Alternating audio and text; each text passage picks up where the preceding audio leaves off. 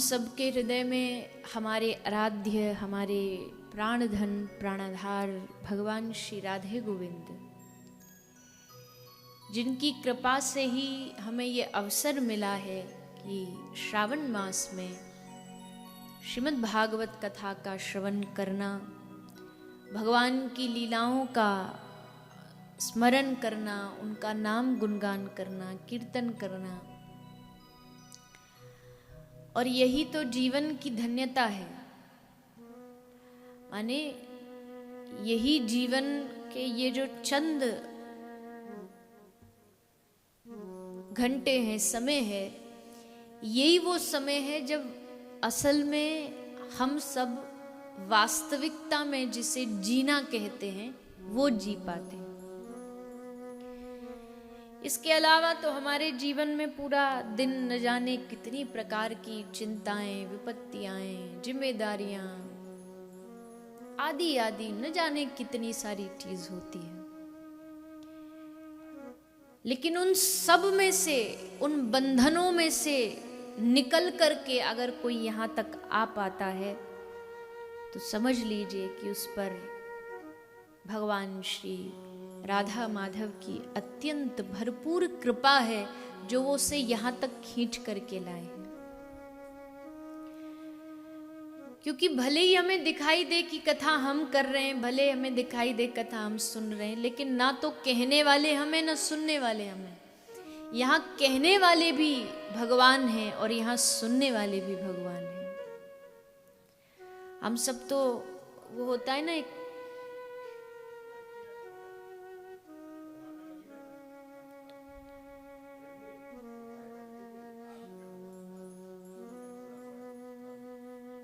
बैठने दीजिए आराम से बैठने दीजिए।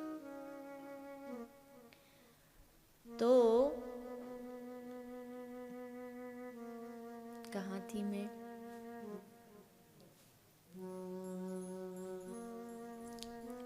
ये जो समय है, इसके अलावा तो हमारे जीवन में कितनी सारी बंधन हैं, बेड़ियां हैं। उनमें से श्री ठाकुर जी हमें निकाल करके यहाँ लाए हैं। किसी भी सत्संग के द्वार पर जब आप जाते हो, भगवत द्वार पर आप जाते हो, तो समझ लीजिए अगर आप यहाँ बैठ करके भगवान की कथा सुन रहे हैं तो वहां बैठे बैठे भगवान आपकी व्यथा सुन रहे हैं। व्यथा मतलब आपके जीवन की जो फाइल है वो खुल जाती है। यहाँ जब आप कथा सुनते हैं तो वहाँ भगवान की फाइल खुल जाती है, सब चेक करने के लिए, क्या अच्छा कर्म, क्या बुरा कर्म। और हमारे ठाकुर जी इतने भक्त वत्सल हैं कि जब वो देखते हैं ये मेरी कथा में बैठा है, तो भगवान कोई कमी, कोई गलती सबको क्रॉस कर देते हैं। जैसे एक मास्टर, टीचर जो होता है वो सब टिक करता है कि ये करेक्ट है, नहीं ये रॉन्ग आंसर है।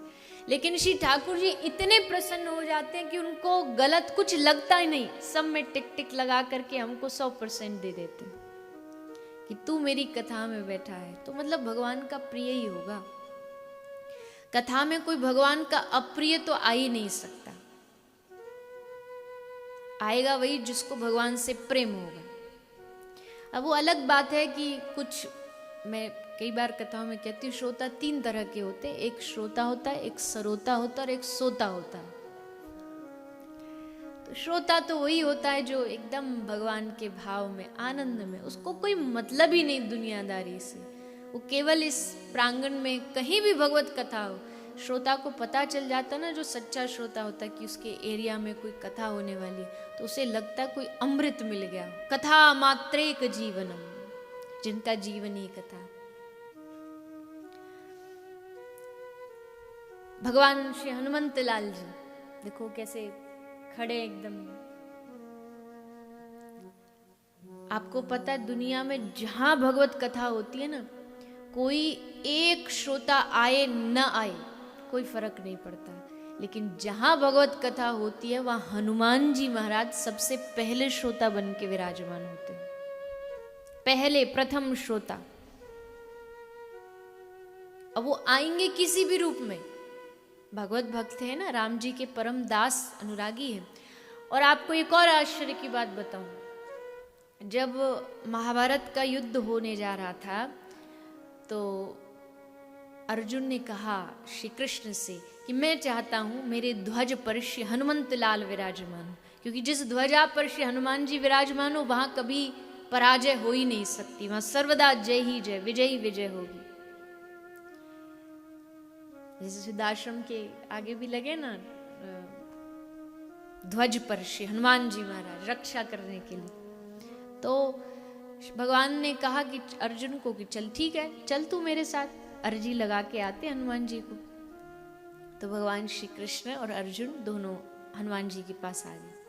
हनुमान जी को आके कहा कि भगवान कृष्ण ने कि हनुमंत लाल ये चाहता है अर्जुन मेरा सखा कि आप इस युद्ध में इसके रथ की ध्वजा पर आप विराजमान हो जाओ, आप बैठ जाओ। तो पहला प्रश्न मालूम है हनुमान जी का क्या था? हनुमान जी का प्रथम जो प्रश्न था वो ये थी कि ठीक है मैं चल तो दूंगा, पर ये बताओ वहां सत्संग सुनने को मिलेगा? तो भगवान हंसने लगे।